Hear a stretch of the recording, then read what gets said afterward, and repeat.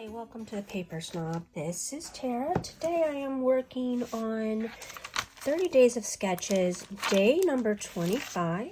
This sketch was created by Adam Westwood. I think he's known as Scrappy Adam on Facebook. I'm not sure if that's correct, but here is his sketch. It has a set of diagonal photos, and then I guess you could interpret that to be lots of layers, which is how I am interpreting it. I pulled in some different embellishments. I'm not real sure what all I'm going to use, but I just kind of pulled in some different pieces. I know that one of my layers is going to be this cut file that I cut with my Cameo, and I am using some really old October afternoon patterned paper. Yes, I do have a very small stash of October afternoon left. I might back my photos with the craft paper. And then I want to talk about this binder real quick. I have mentioned color binders before, but I don't think I've mentioned that I have a flower binder. Again, this idea came from Janet Madison over at RTS Scrapbooking, and these are just flowers. Like, these are all fussy cut. These are die cut, stamped and die cut flowers that I created for a Forgery on the 4th with Counterfeit Kit Club blog.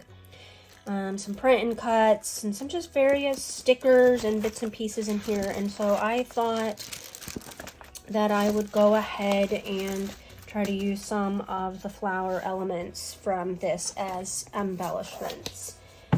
As far as a title goes, I'm hoping to take it from this. So I'm going to be scrapbooking some photos of our old man Kitty Smudge and our kitten Jasper. No, Jasper is no longer a kitten. He will be 7 on April 4th. So, but these are taken in 2016 when we first got him. The s'mores photo is just an extra photo that I printed because I didn't want to waste photo paper, and it'll be set aside for another layout at another time. So I'm going to speed you up and we're going to get started. So the first thing I'm going to do is I'm going to trim off the branding strips from my patterned paper. My patterned paper came from October Afternoon Public Library. This first piece I'm going to also cut off 3/4 of an inch from 2 sides, and I'm going to use the card catalog paper to mat this floral paper.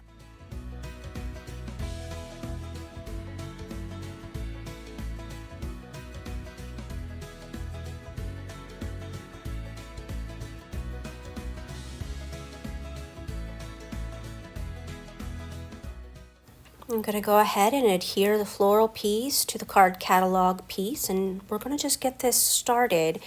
I don't measure. I know you've heard me say this before. I don't measure anything, so this may not be perfectly even, but for me it is close enough. I'm going to center my cut file directly in the center of the background, and I'm just going to pop a little bit of my quick dry glue under 4 corners. This particular cut file is actually kind of sticky from my Cameo mat. I'm not sure what the deal is with that, but it left behind a little bit of adhesive and it was sticking when I was working with it. So I'm just going to use a little bit of glue. 4 corners should do it anyway. I'm going to trim down these photos. Now in the end, I only end up using 2 photos because my photos are a different orientation than what Scrappy Adam put on his sketch. And so I can't get all 3 on there the way that I would like them to be, so I'm only going to end up using 2. I'm going to swap out that first one for the photo that is similar to it, but it's the one where Jasper is actually looking at the camera. Little scalloped grid piece came from another October Afternoon collection. I don't remember which one now, but that's what I'm going to write my journaling on. I really wanted to use that Pink Fresh Studio puffy sticker, but I ended up pulling it off because I don't like it. I am going to use these Prima wood grain embellishments on here. I'm pretty proud of myself. I ended up using almost every single one from the package. The only one that is left behind is the word beauty, and I'm sure it'll show up on another page in the near future. I'm also going to open up these stickers. They're chipboard stickers, and I'm going to use a couple of them from it. I think I use a word bubble that says love this, and yes, that's where I swap out the puffy sticker for the chipboard word bubble. And I'm also going to pull a little tiny peach heart from this package as well.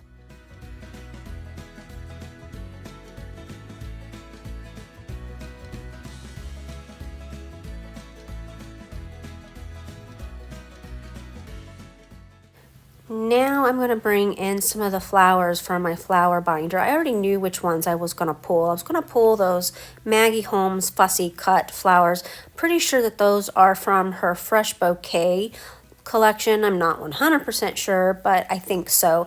I have a pack of her puffy stickers sitting there off to the right. You can't quite see them, but those same flowers appear in the puffy sticker, so I'm pretty sure that's where this piece of pattern paper came from, and then I just had fussy cut them for another layout and then glued them into my flower binder. Now, as you can see, I have one that is kind of cut off, and I'm going to layer a second one on top of it to cover up the cut off part, and so that you don't even notice that it's not a whole flower. So you saw me tapping my fingers there, and I was looking at that going, I don't think the craft paper to mat those photos is going to work. So let's go find a dark brown scrap. And that's what I did. I paused recording so I could go find a scrap of pattern paper or of cardstock so that I could mat these photos in a darker cardstock. And I like the way that that looks better than the craft. The craft was just going to disappear onto the rest of the layout.